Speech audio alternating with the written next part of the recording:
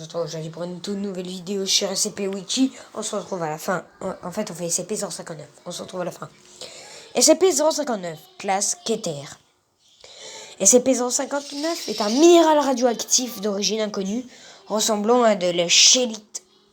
Il est probable que l'un des composants de SCP-059 provienne d'un univers parallèle, ce qui serait la cause de ses propriétés anormales. En plus des radiations alpha, bêta et gamma, les spécimens de SCP-059 produisent un type de radiation auparavant inconnu, spécifique à l'objet provisoirement désigné radiation delta. Les radiations delta sont accompagnées de radiations Cherenkov, sensibles comme une lumière de couleur bleue. Les radiations delta sont contenues seulement partiellement par les protections anti-radiation standard. Les meilleurs résultats ont été obtenus en utilisant des protections blindées Z graduées disposant d'une couche de métal super dense additionnelle. Ce procédé réduit la portée effective des radiations delta d'environ 20 à 6 mètres.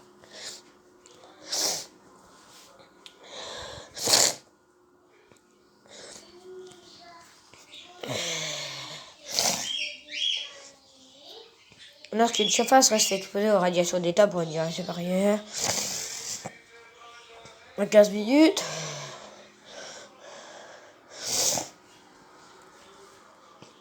une espèce inconnue de champignons commence à pousser sur ladite surface. Ces champignons n'ont besoin d'aucune nutrition standard mais meurent au bout de 24 heures lorsqu'ils sont retirés de la zone d'effet de toute source de radiation delta.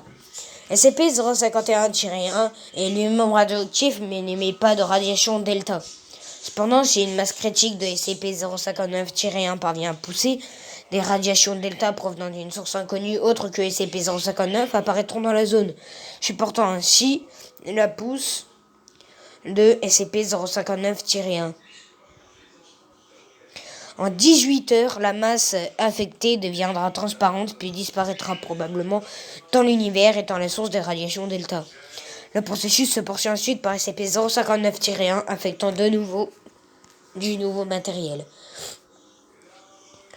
SCP-059-1 affecte chez les êtres vivants et les objets inanimés. Les humains affectés par SCP-059-1 deviennent immunisés aux effets des rayonnements ionisants mais fusionnent progressivement avec SCP-059-1 et voient leurs tissus être remplacés par la pousse des champignons. Les sujets exposés sont généralement non violents, mais tentent d'exposer les individus non infectés à SCP-059. Les infections de SCP-059-1 ne semblent pas être directement contagieuses et sont seulement propagées par les radiations delta. Cependant, une exposition sur le long terme à SCP-059-1 n'a pas encore été adéquatement testée pour écarter la possibilité d'un risque biologique. Les individus affectés, encore capables de communiquer, déclarent voir un monde entièrement recouvert par SCP-059-1, où l'essentiel de la surface est composé de SCP-059. Il n'a pas encore été déterminé clairement s'il s'agissait d'une hallucination ou d'un aperçu de la source de SCP-059. Les affectés sont en général satisfaits de leurs conditions et déclarent souvent être dans la lumière bleue des cieux.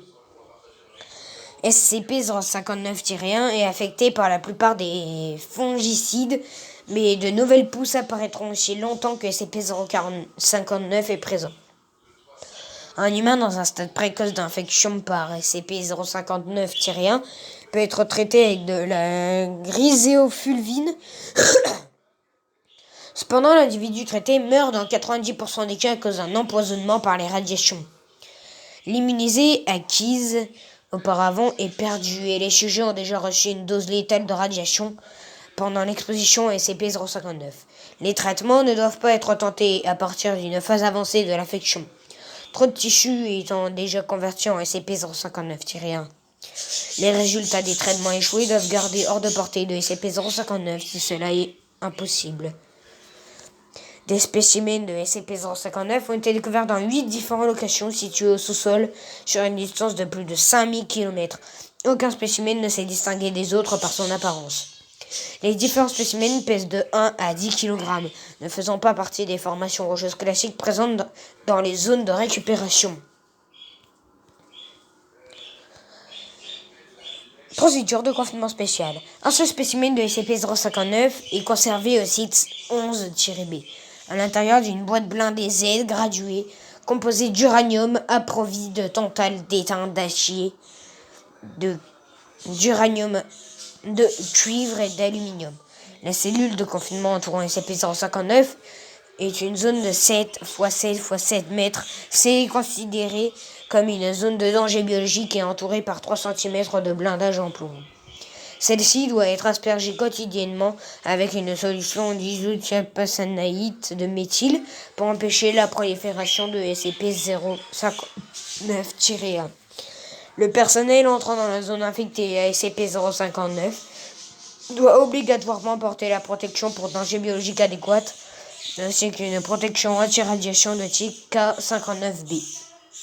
Il est interdit de demeurer dans la zone plus de 15 minutes, délai à partir duquel la protection anti-radiation perd de son efficacité.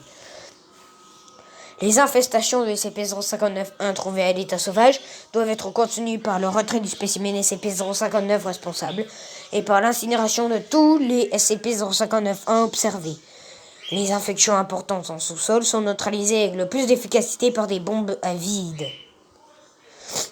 Aucun spécimen additionnel de SCP-159 n'est nécessaire pour des tests supplémentaires.